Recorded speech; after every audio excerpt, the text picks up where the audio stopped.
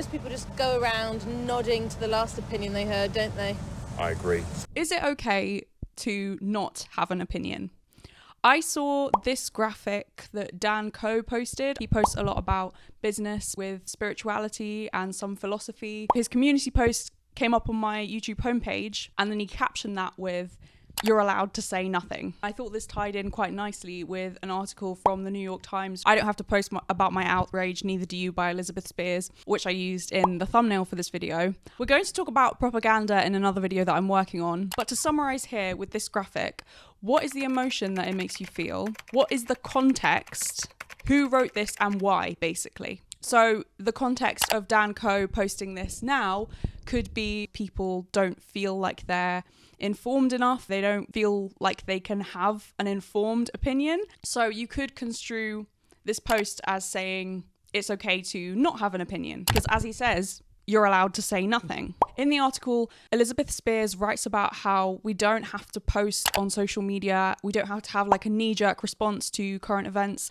And I agree. However, in her essay, she doesn't go into how important it is to learn about things that we don't know anything about. And I think this is why the post bothered me so much, because it's quite passive. All they're saying basically is that it's okay to stay silent. It's not stressing the need to inform yourself. I do find it quite funny that she's using this massive platform that she has as an essayist for the New York Times, and she's writing an opinion piece about how you don't have to have an opinion. Ask yourself, who is this for? Why is this being published? Is this being published to make you feel like it's okay to turn a blind eye to what's happening? When is it okay not to have an opinion? Clearly there is a valid point here about how you shouldn't react on instinct and your opinion should be based on something. You shouldn't feel pressured to make a statement about something or take a side just because it's an issue that a lot of people are talking about. We shouldn't react on instinct, which I have to admit I'm pretty bad at, and a discussion with me can get quite heated quite quickly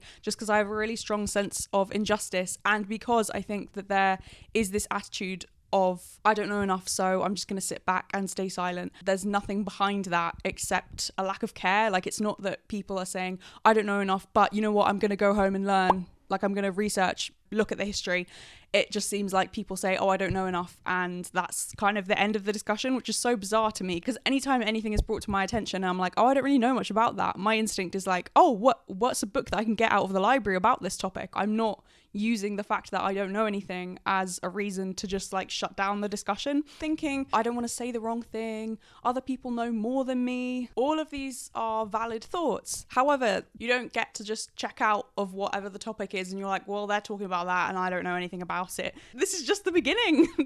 You've realized that there's something you don't know, and we're going to talk about conscious competence a bit later.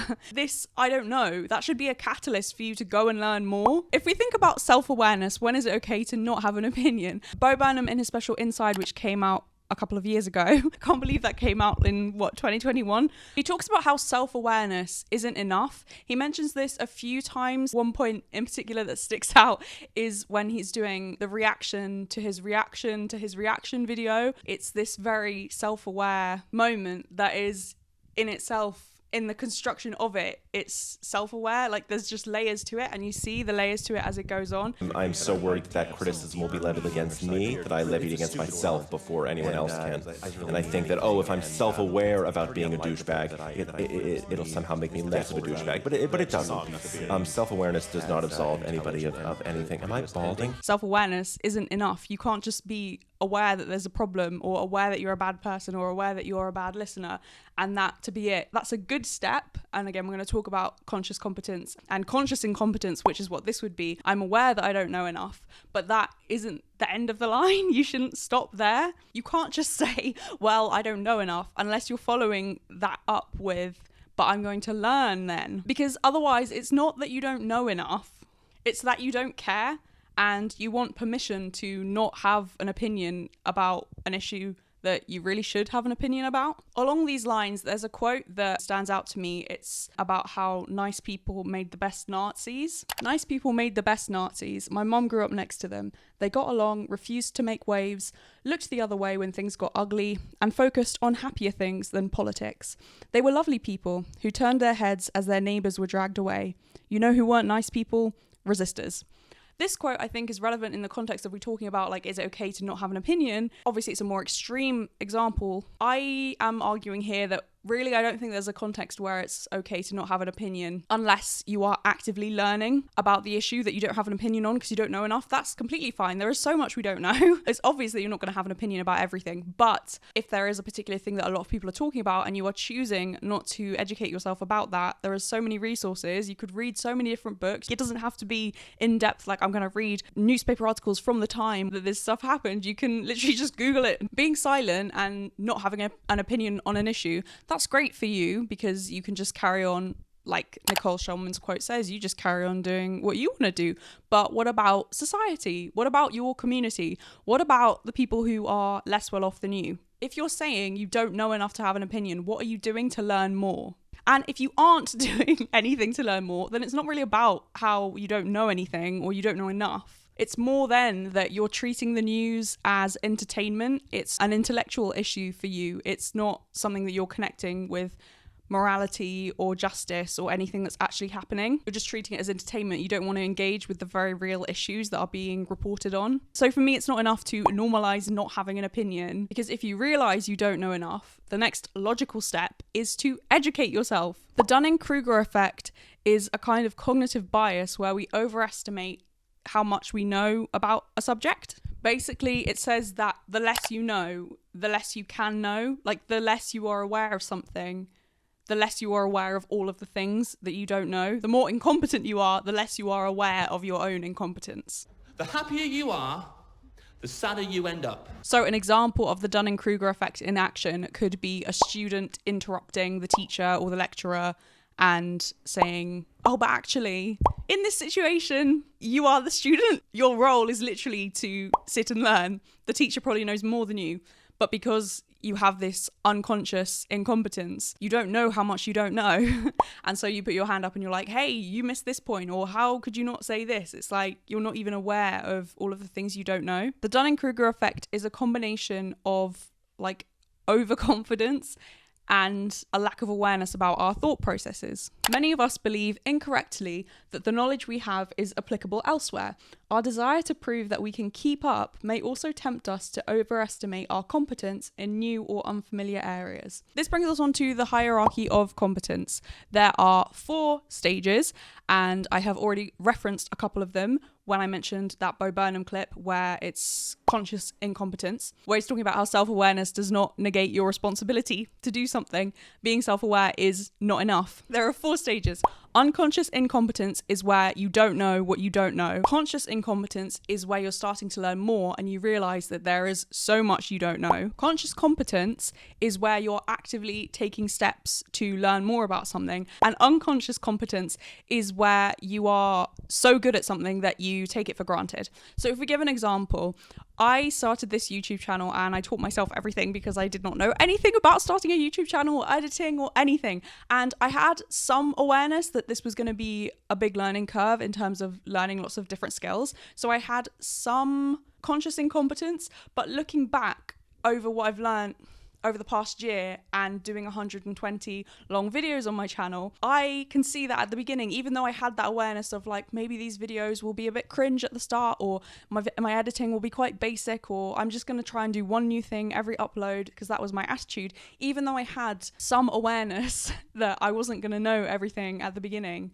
everything I know now means that I look back on that past self and I'm like, oh wow, I was really in unconscious incompetence, because yes, there was a level that I knew that there was lots I didn't know, but because there was so much I didn't know, I couldn't even be aware of the fact that I didn't know it yet. So for example, mixing audio, I didn't even think about that at the beginning, like it didn't even enter my head. Even making this kind of video, I know that there will be things that I'm missing out, topics that would still be relevant. I have some conscious competence, but I also know that there's probably some big gaps in my knowledge because that's inevitable. We don't know everything. And the scary part about the Dunning-Kruger effect is that if we don't know what we don't know, then we're actually more likely to feel confident in what we do know, even if what we do know isn't a lot. So I'm making this video and feeling a certain amount of, not dread, but I'm aware that there is definitely like unconscious incompetence at play and I just can't see my own blind spots yet. Is it okay to not have an opinion? If you're asking yourself that or saying that you don't know enough to form an opinion, you are aware, you do have conscious incompetence. You're aware that there is so much you don't know. But to me, it doesn't make sense to just stop there. You have to then take the next step. It's a bit like social conditioning in terms of, I've heard people say that your immediate reaction to something is what you've been conditioned to believe by your society at large, by the influences of your family or friends, by things that you've read. Those are all going to have an impact on how you initially react to something. But your initial reaction doesn't have to be the end of the story.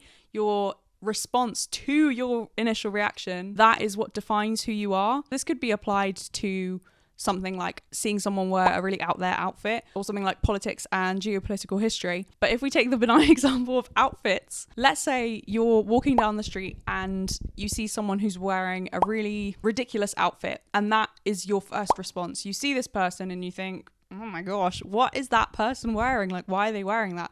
That's your first reaction. It's immediate and it's been conditioned by society. So you have a certain idea of what is acceptable for men or women to wear, what outfits are acceptable for certain activities. So if you're just like going to get your shopping, yes, you might decide you want to look nice. You're not going to go in your pajamas maybe, but you're also probably not going to go in like an outfit that you would wear to a wedding or to like a very formal party. There are things that we view as acceptable in different contexts. And so if someone is brave enough or they just feel like they want to wear this really brightly coloured outfit, if they decide to do that and they're walking down the street and you see them, your reaction to seeing that person in that context has been conditioned by society. But you don't have to stop with that initial reaction. You might automatically think, oh my gosh, what is that person doing? Why are they wearing that? But you then have a choice. You can then carry on with that reaction and stick with, why are they so silly? Like, gosh, that's so embarrassing. What are they doing? Or you can go the other route and reject that initial reaction and think, I wouldn't maybe feel brave enough to wear that, but good for them. Or this has really cheered me up to see someone dressed so colourfully on a random Monday and it's raining. You have a choice. And this is the same as conscious competence, conscious incompetence. Once you have some self-awareness, if you're self-aware enough to say, I don't know enough, I think then you almost have a moral responsibility to learn more. You have a choice when you're saying, I don't know enough to have an opinion. And you can choose to then say, oh, well, you know, I don't care. Or you can say, oh yeah, I don't know enough. Let me learn some more. So your first reaction is what you're conditioned to believe, but your second reaction defines who you are. Some people will use this argument of you don't know enough to have an opinion. They will use that in bad faith to shut you down. So if someone is asking a question in good faith, let's say in like an online discussion, because this can be quite a common tactic if we talk about the bad faith ones in a second. If someone is asking a question in good faith, that means that they are not trying to waste your time. They genuinely want to know the answer. They are not maliciously asking. They are not trying to distract from a particular issue. They're just saying like, oh hey, I don't recognize what that means, or can you explain what that is? A bad faith question would be something where the person is not interested in the answer at all and wants to either distract or derail the argument, is not interested in having a discussion about this. So some people would say it's okay to not have an opinion, and they might say that in good faith. And that would mean that they're saying it from a position of everyone is busy, we can't know everything, it's okay if you feel overwhelmed or if you don't know what's going on. That would be a good faith response. Although I would say that a natural continuation of that would be, but you can now learn more because this is an issue that keeps being brought up, and maybe you owe it to yourself to educate yourself, so you can stop saying I don't know or I don't have an opinion, and actually you can contribute to the discussion because you can educate yourself about it. Someone who says it's okay not to have an opinion and is doing that in bad faith, they are doing that because they don't want you to know anymore. They want the line of questioning to stop here. They want you to be like, yep, it's okay for you not to have an opinion. That is the end of the story. And I would argue that this New York Times article is in bad faith because the context is an opinion piece, and it's saying you don't have to post about your outrage, you don't have to share your opinion online. I don't think that that can be a good faith article, and if you read it, I think that you will see what I mean, and we're going to talk about it later because I have a lot of thoughts. So once you have self-awareness, realize you don't know anything, once you decide to learn, once you do learn, you can spot patterns and you can form an opinion because you will be informed. And I do think you have a moral responsibility to learn if you realize that there's a gap in your knowledge. It's interesting because that's kind of what the New York Times article is saying. It's deriding this moral obligation and saying like, people are saying it's immoral if you don't have an opinion, but that's wrong. And I don't really agree. If we go through in detail the article, because as I said, it's not long and I've made comments about the parts that stuck out to me. And if you've read it, as I said, it will take you like 2 minutes to read. It's only 1,000 words long. It's not a very long essay. People speaking from both the right and the left seem to attribute my silence to depraved indifference to human suffering, though they were divided on which humans were suffering. I was tired and overwhelmed, as are a great many other people, but the voices yelling at me and anyone else who failed to post seemed to believe that not making a statement was itself a statement, and an immoral one at that. I think there is so much to unpack even in that paragraph. Sometimes people do have a lot going on that we don't know about, and there is no obligation to post about a political issue. She didn't post anything because she was unwell, which is a fair point, but I don't then like how she brings in depression, because a lot of people struggle with depression, but that doesn't mean that they can't take a stand on issues that are important. I'm very aware that mental health or mental illness can be used by certain people in bad faith, like we talked about earlier. People who will use it as a political talking point when actually they don't care about mental health at all. So you get like government ministers who will say, oh, but we can't do this because it will affect people's mental health. But then they're not actually funding mental health in any meaningful way. So they're just using the idea of mental health because they know it matters to people. They're cynically using it to defend another argument or another decision that they're making. That's what I'm talking about in bad faith. They don't actually care about the topic at hand. They're just using it when it suits them. So that's why I'm a bit skeptical of this. I do think, though, that if you are silent, it is saying something. We've talked about conscious incompetence. If you know that something bad is happening and you're choosing to ignore it, that is, well, I mean, at best, it can be just like privilege, and at worst it can be complete denial and a lack of empathy or even a lack of sympathy. And we talked in my last video about the Desmond Tutu quote, if you are silent in situations of injustice, you've chosen the side of the oppressor. And I think that quote is always relevant. The same as the nice people made the best Nazis quote. Bad things are going to happen. You are sometimes put in a situation where you need to make a choice. You need to say something about it, because otherwise people will assume things about you. You could say, oh, making assumptions is bad, but your silence can be interpreted as supporting the status quo. If you're not actively being like, yes, championing this cause, or actively saying this is wrong, people are going to think, oh, maybe they endorse the bad things that are happening. Another bit that stood out, she says, there's a facile version of taking a stand on social media that generates righteous back-patting but reduces complex issues to a simple yes or no. Again, I get what she means, but to me, I think this is projection. People aren't taking a stand on social media to pat themselves on the back. This to me seems like projection. Maybe this is what she does. Maybe she posts performatively, but I myself do not post things just because other people are posting them. I post things because of the way that I feel, either in terms of like, this feels like I'm morally obligated to say something. I feel like I need to stand up for what's right. It's not about like patting myself on the back. Quite a lot of the time when you do those kinds of things, trying to stand up for what's right, you get a lot of backlash for it. It's not about me being able to post something on social media and then like pat myself on the back for it. That feels like she's projecting it.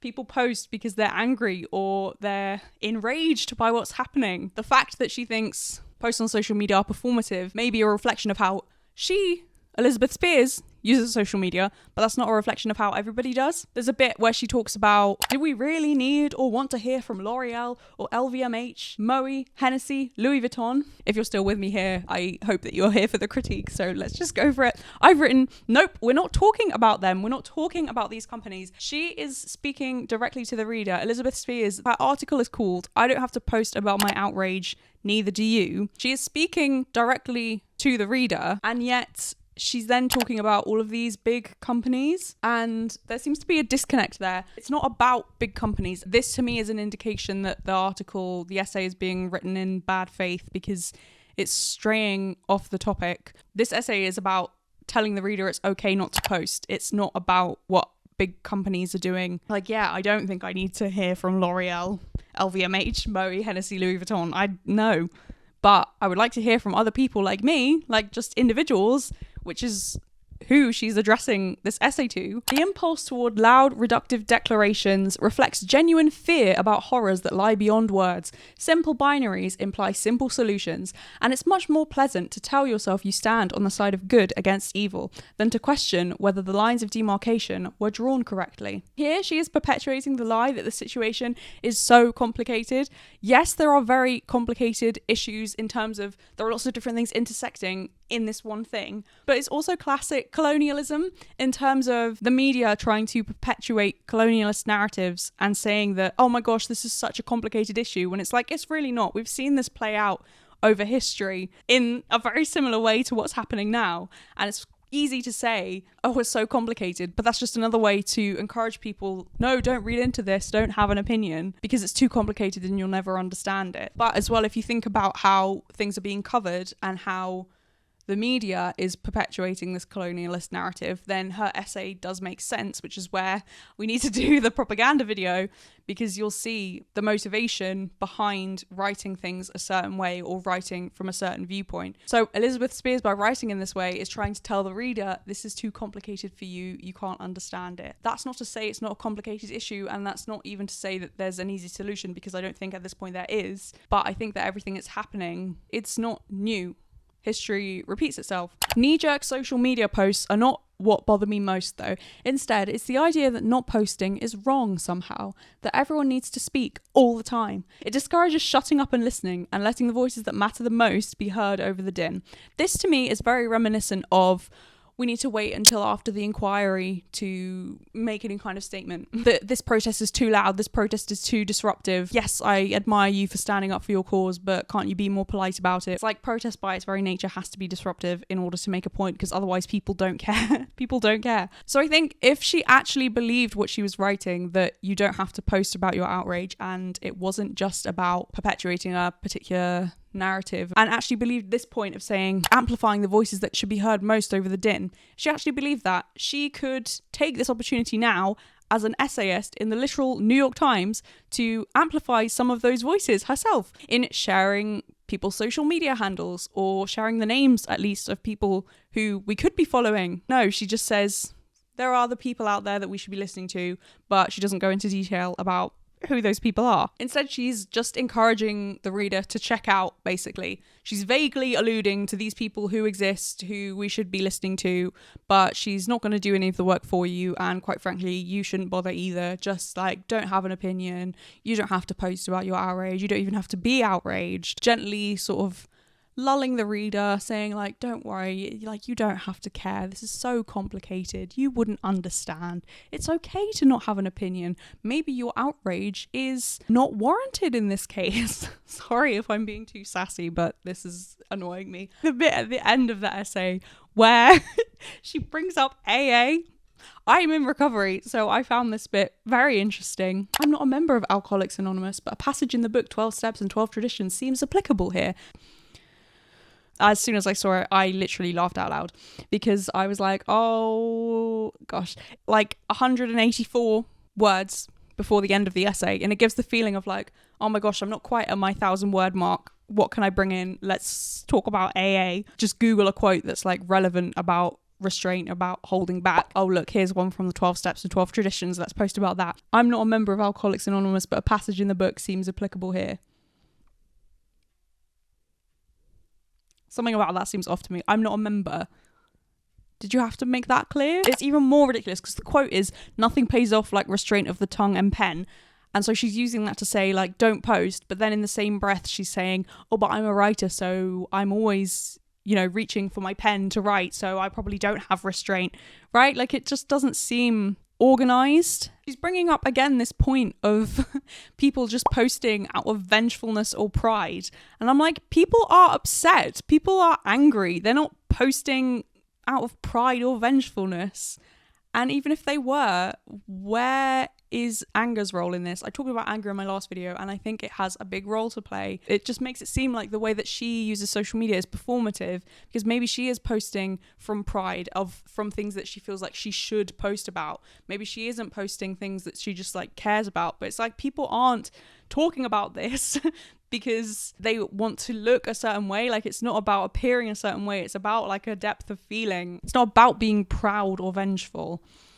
So it feels again like she's just sort of telling on herself there and the way that she uses social media. I've never regretted waiting until I was less angry or not posting at all. Again, this is centering herself as she did at the beginning, and it makes it about what makes her feel good, which is interesting if you think about her goal to persuade the reader to not post about things they're outraged about. It's appealing to the fact that if you don't post, you won't regret it. I've never regretted waiting until I was less angry or not posting at all. I've never regretted it.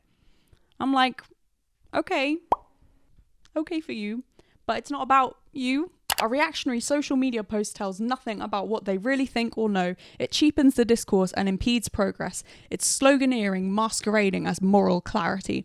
Arguably, her whole essay is sloganeering masquerading as moral clarity, trying to persuade you that it's okay to not post. And the idea that it cheapens discourse to do a reactionary social media post, I don't think so.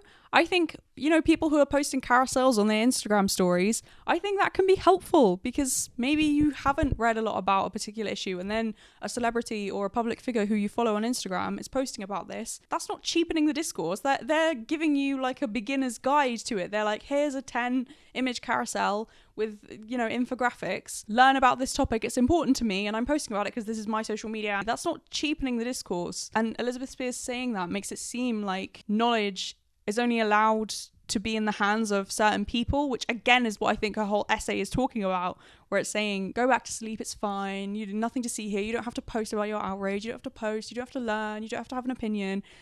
That's what it's saying. She's saying that it cheapens the discourse to have this reactionary social media post, but she's just trying to quiet the discourse altogether. She doesn't want there to be any. It's a bad faith argument. I would also say that what she's doing is a classic straw man example. A reactionary social media post tells you nothing about what they really think or know.